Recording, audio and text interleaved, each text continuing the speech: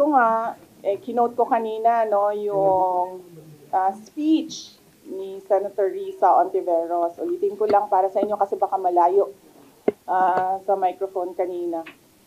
Nakalagay doon, alam ko po na ang daming kalat ni Duterte. Na hirap tayong linisin. Ang kadiliman noong panahon niya ay talaga namang nanunuot sa ating lipunan. Parang mansa na napakahirap tanggalin. At habang ang anak niya ay may kapangyarihan pa, hindi magiging madali ang ating laban. While VP Sara is in power, the threat of a full-blown Duterte comeback is still a very real and present danger. For one, they are supported by one major superpower, China.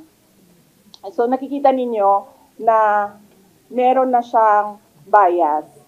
Ngayon, kanina sa budget, sinasabi niya na, oh, this is a duplication.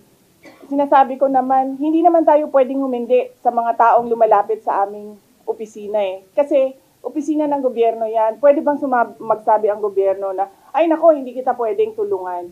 May oath ako. Anong sinabi ko doon? To do justice by every man. So ibig sabihin, hanggang sa makakaya ng opisina, ng Office of the Vice President, ay magbibigay kami ng tulong. Depende kung ano yung tulong na hinihingi ng tao. Yan yung example ng politicization ng budget. Yung mga ganyan.